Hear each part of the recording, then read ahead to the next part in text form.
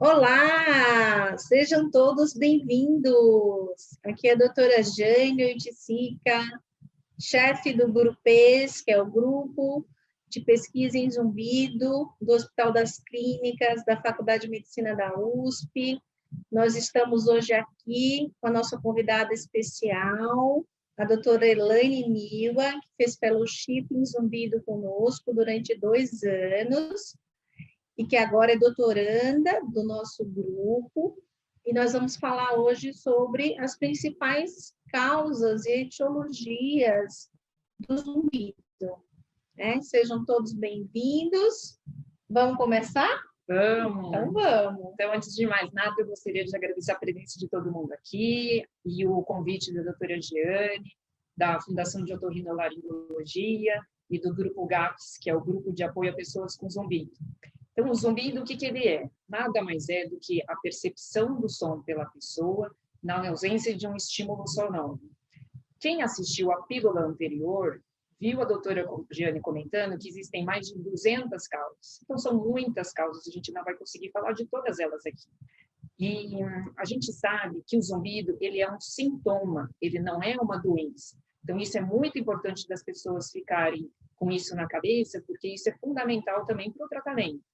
Existem uns estudos falando que, em geral, a prevalência do zumbido na população mundial é de 15% a 20%. Inclusive, a doutora Jane tem um estudo aqui na cidade de São Paulo, em que 22% da população tem zumbido. Isso é muita gente, e isso está compatível com a estatística mundial. Então, a gente sempre pergunta, como é o seu zumbido? Então, as pessoas falam, o que eu mais ouço é o zumbido tipo chiado. Então, a gente pede, inclusive, a pessoa imitar. Aí ela fala, parece uma panela de pressão. Ou pode ser besouro, zumbido como se fosse um monte de abelha, um enxame de abelha, ou cigarras. Aí a pessoa fala, pode ser também tipo apito, pi. Aí a pessoa fala, parece um rádio meio fora de sintonia, ou uma televisão que, quando está fora do ar, faz um apitinho. Esse apito pode ser fino, pode ser grosso. Existem outros barulhos que são diferentes também. Então, ploc, ploc, ploc, glup, glup, plep, plep, plep, ou então até barulho de asa de borboleta, ou algum bichinho batendo lá dentro. Uma das coisas que a gente pergunta também é se esse barulho é contínuo ou se ele é intermitente. Às vezes, por exemplo, a panela de pressão, que é a panela de pressão que ela faz shh, mas antes de fazer o shh, ela faz shh, shh, shh. Então, a gente pergunta, é contínuo ou é intermitente? E a pessoa, quando ela conta para a gente, não, ela não é contínua, é shh, shh, shh. Então, isso faz a gente pensar em uma causa chamada vascular. Algumas pessoas, elas podem ter alguma alteração arteriovenosa ou uma alteração do fluxo das artérias da cabeça e do pescoço.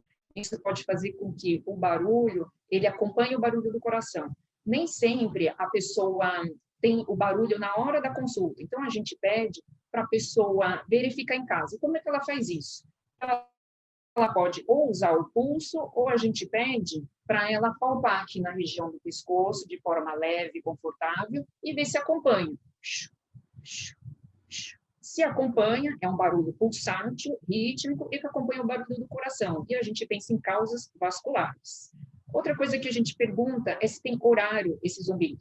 Então, ele pode ser, de repente, algumas fases do dia, ou às vezes à noite. Tem gente que comenta assim, doutora, eu acordo com um barulho muito alto no meio da noite, depois não consigo nem dormir mais. Ou então, ao longo do dia. Tem algumas pessoas que têm um negócio que chama apertamento. Então, sem querer, ela morde, trava assim o dente. Isso faz com que o zumbido aumente. E, às vezes, tem algumas pessoas que têm bruxismo à noite. E esse bruxismo também pode causar essa rigidez da musculatura da cabeça e do pescoço, ocasionando um tipo de zumbido e aumentando ele ao longo da noite. Outra coisa que a gente pergunta, é de repente ou é devagarzinho? Então, quando é de repente, por exemplo, um moço que falou assim, olha, meu ouvido tapou há 3 dias e eu não consigo ouvir nada e ainda por cima apareceu chiado.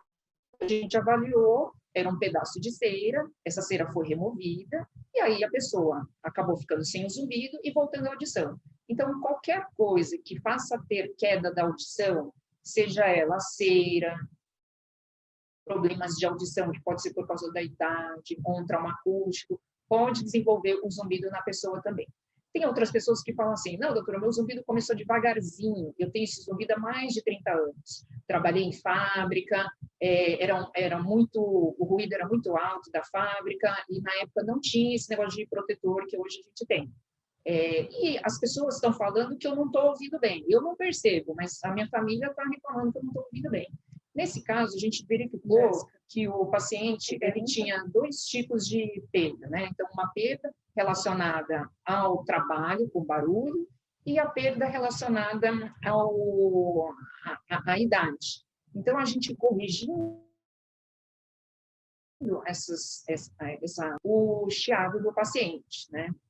Outras coisas que a gente pergunta, se a pessoa faz relação com alguma coisa que aconteceu. Então, por exemplo, foi depois de algum remédio, ou a pessoa ficou internada, tomando muitos remédios fortes, né? E a gente pede para a pessoa trazer tudo que ela toma para a gente saber se tem algum remédio que é ototóxico. E o que são esses remédios? São remédios que a gente sabe, são conhecidos de provocar algum tipo de lesão auditiva. Isso pode fazer com que essa lesão auditiva também cause o zumbido.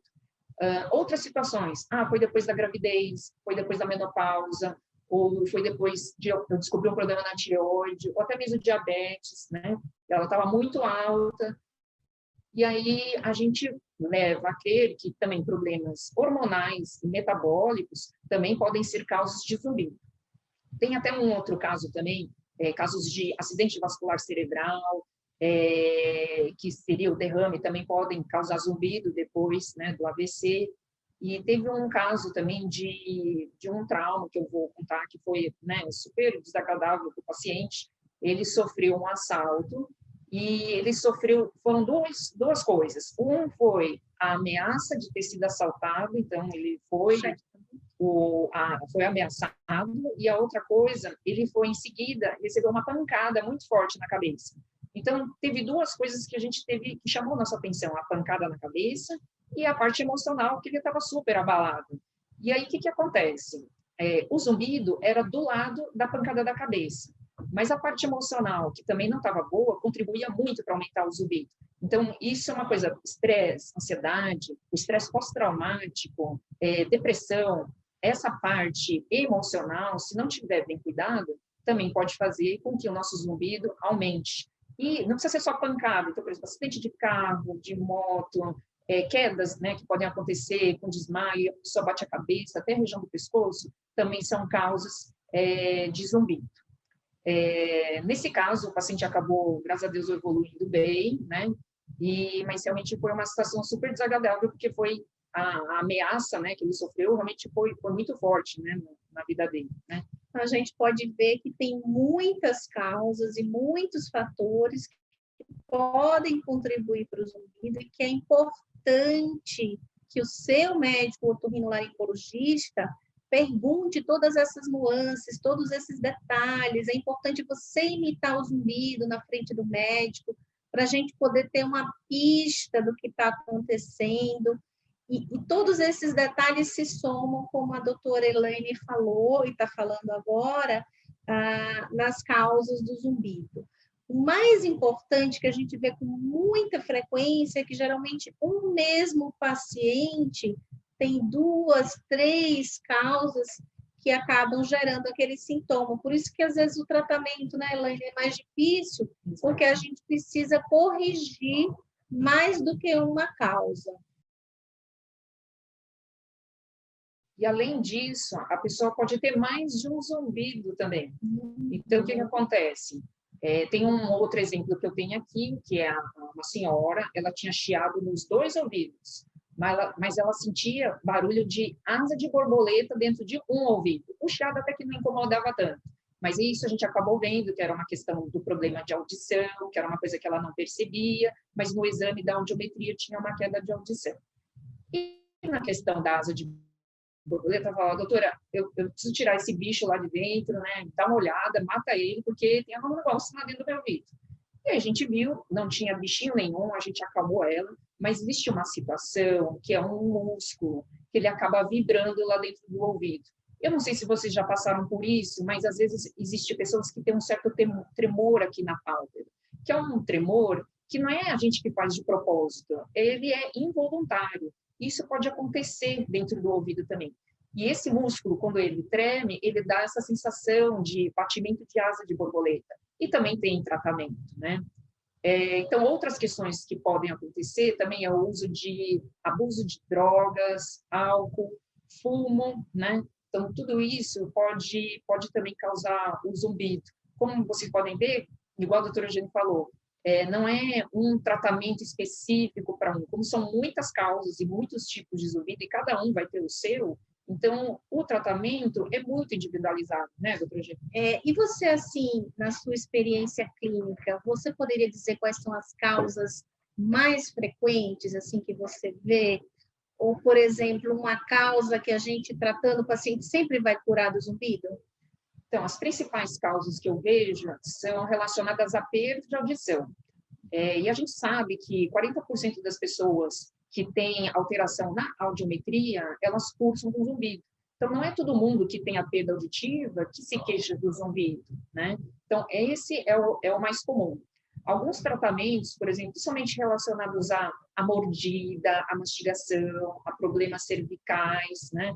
Esses daí, geralmente, a gente tem um resultado muito positivo com o tratamento junto com a equipe multidisciplinar que a gente tem.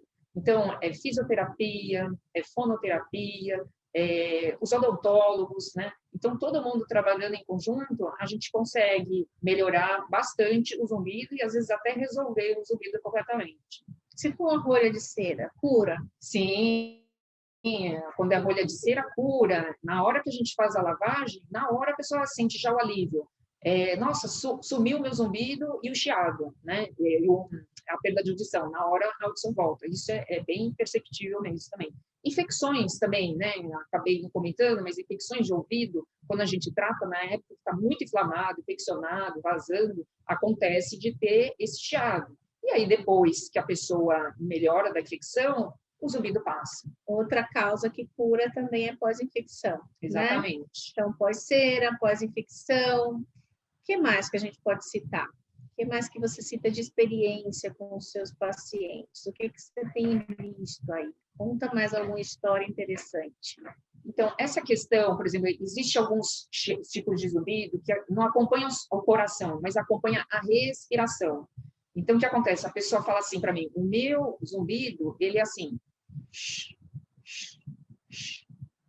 Então, quando a gente inspira, vem. Quando solta o ar, vem. E isso pode acontecer em um ou ambos os ouvidos. Às vezes, a pessoa passou por uma cirurgia bariátrica, ou perdeu peso muito rápido, ou teve alguma doença, teve uma perda grande de peso. A gente tem uma situação que chama tuba auditiva patente. Essa tuba, ela perde a sustentação. A gordura, quando a gente emagrece, ela perde a sustentação dentro do ouvido e ela fica aberta, então a gente acaba ouvindo a nossa respiração. Essa situação, em geral, ela estabiliza depois que a pessoa estabiliza o peso e depois de um tempo, que pode levar de 6 meses a 1 ano, a pessoa pode também ficar sem zumbido completamente depois disso. Tem um caso também muito interessante nosso aqui do Hospital das Clínicas, que ele já acompanhava há um tempo, e esse paciente, ele teve uma fratura de clavícula, e ele ficou 8 meses com aquele gesso de clavícula, 8 meses não, minto, perdão, 1 mês com gesso de clavícula, e durante aquele mês que ele ficou com o gesso, ele não conseguia fumar. Ele parou de fumar 1 mês e o zumbido desapareceu, né? Então, é para mostrar a vocês essa diversidade da queixa, né? Quantas causas que a gente pode encontrar, e às vezes no mesmo paciente a gente acaba encontrando várias delas. Inclusive açúcar, né? Também café. É também. Uma causa frequente, né? Os distúrbios do metabolismo. Você quer falar um pouquinho por que acontece? Então, muitas vezes, o açúcar a gente está vendo que ele é deletério em vários setores, né? Principalmente neurológicos, né? E causa também, acelera o envelhecimento. Inclusive, o nosso envelhecimento auditivo. Então, pessoas que têm diabetes, elas têm muito mais propensão a ter perda auditiva do que aqueles que não têm diabetes. Então, o fato de você ter diabetes ou pré-diabetes e já cuidar direitinho, não deixar o açúcar subir, isso já é suficiente para a gente proteger o nosso ouvido, né? Tem paciente, por exemplo, que para de tomar café, né? 10 dias, 15 dias e o zumbido some. Tem paciente que fala claramente quando bebe, no dia seguinte o zumbido aparece maior, mais intenso, ou quando come algum doce, alguma guloseima. Então, tudo isso são essas nuances que a gente acaba pesquisando e perguntando ao paciente, né? E que corrigindo de uma forma simples, sem precisar tomar medicamento, só mudança de hábito de vida, a gente já consegue aí, muitas vezes, ou uma melhora ou uma cura. Certo? O que mais que a gente precisa falar? Será que tem perguntas? Alguém que está assistindo a gente gostaria de fazer perguntas? Eu queria falar para você que a gente também montou um grupinho no WhatsApp, tá? Que chama Momentos Doutora Jane Oiticica, para dar suporte aos pacientes. Tirar dúvida, aconselhar, direcionar, não é para diagnóstico e tratamento, tá? É para dar um acolhimento. Então, se vocês tiverem interesse, o DDD é 11, o celular é 97-724-1983. Na verdade, isso foi criado por uma paciente que eu atendi, né, e que ela, como ela é uma pessoa muito grata, Patrícia Alves, ela resolveu ajudar os outros pacientes com zumbido. Então, é ela que coordena, na verdade, esse grupinho para dar apoio, acolhimento, né, porque a gente sabe que no início, às vezes, pode ser, apesar de não ser uma doença, como a doutora Elaine falou, é um sintoma, e é um sintoma que, dependendo de como acontece, de como se instala, ele pode ser assustador, né? Em especial, se o paciente vai no médico para piorar a situação, o médico fala, não tem nada que você possa fazer pelo seu zumbido, se acostuma com ele, né? Então, aí é mais assustador ainda. Isso é outra causa que a gente vê, né? Você comentou também daquele paciente que foi assaltado, que são os transtornos de estresse pós-trauma, né? Que às vezes são gatilhos importantes para o zumbido. O paciente já tem ali todos os outros fatores contribuindo, e aí vem uma situação, vamos dizer assim, de vida ou morte, ou de estresse, ou impactante, e aí acaba que o zumbido aflora. Nenhuma pergunta? Então, tá bom. Então, essa foi a segunda pílula. Você quer falar mais alguma coisa? Não, só agradecer aqui a presença de todo mundo, né? Legal.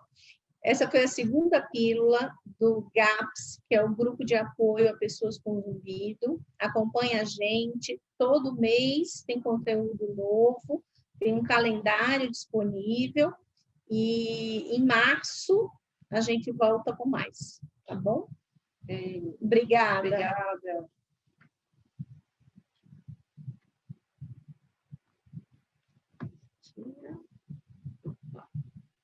Todo mundo tímido, ninguém quis perguntar. Não, só agradecer.